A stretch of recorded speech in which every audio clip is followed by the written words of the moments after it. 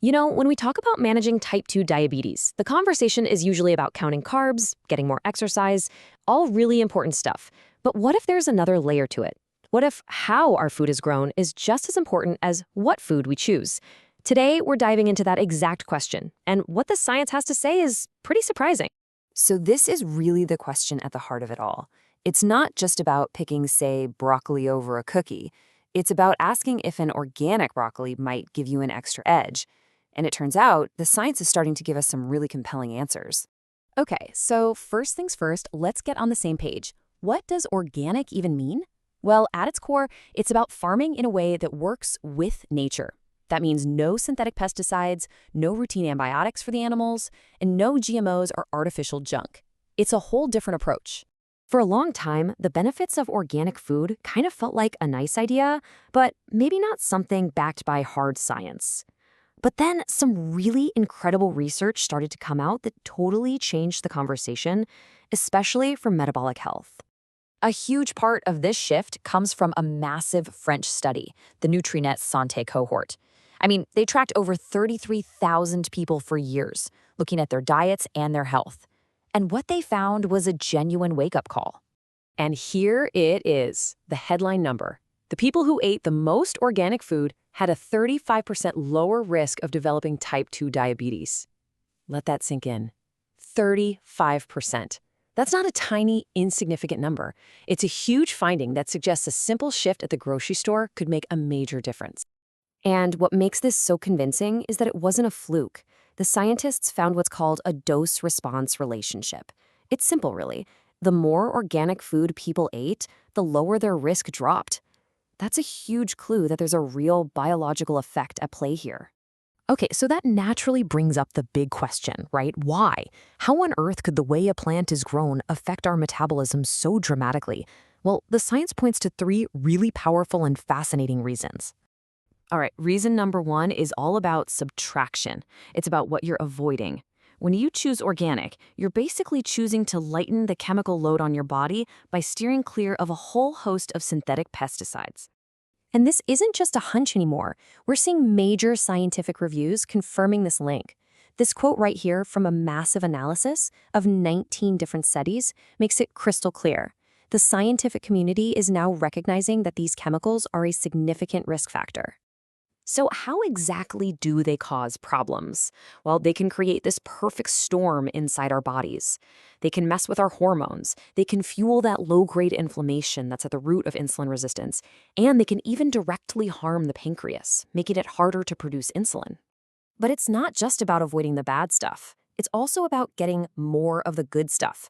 See, when plants have to fight off pests on their own, without synthetic chemicals, they create their own defenses. And these defenses are like a pharmacy for us.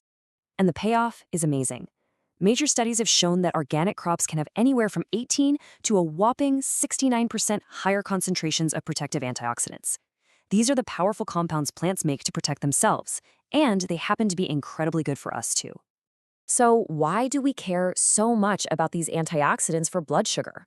Well, you can think of them as your cell's personal bodyguards. They fight off the oxidative stress and inflammation that makes our cells deaf to insulin signal. They help restore that communication. And that brings us to our third reason, and this one's all about animal products. It really comes down to that old saying, you are what you eat, and you are what your food eats. The diet of an animal completely changes the food on your plate. And the difference is just staggering.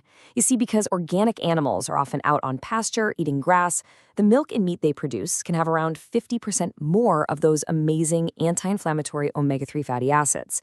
That is a massive nutritional upgrade. And for your metabolism, this is a game changer. Think of chronic inflammation as this little fire constantly burning inside you, making insulin resistance worse. Well, omega-3s? They're the fire department. Choosing organic animal products helps cool everything down. All right, the science is pretty clear.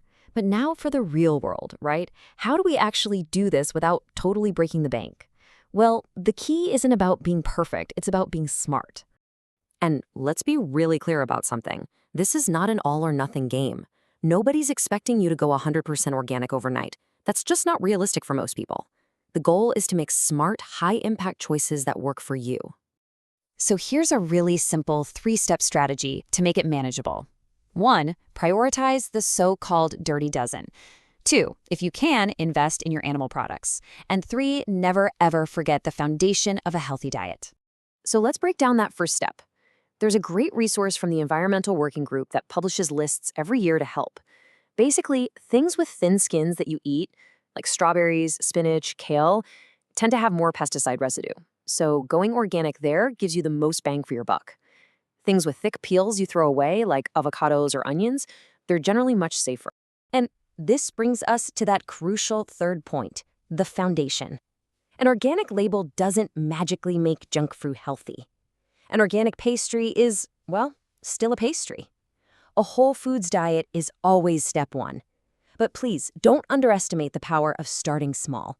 Just swapping to organic eggs or milk is a fantastic, meaningful step. So as we wrap this up, what's the big takeaway? It's that choosing organic isn't a magic bullet, but the science is showing us it's a really powerful ally on the journey to better metabolic health. I really love this way of looking at it. That 35% number, it's not meant to be scary. It's an invitation to just look a little closer at your food, to recognize that deep connection between the health of our planet and our own personal health. Because at the end of the day, knowledge is only powerful if you use it. So I'll leave you with this question. What's just one small, easy, organic choice you could make this week? Maybe it's the berries in your smoothie, the milk for your coffee, or the eggs for breakfast. That one little step could be the start of something really powerful.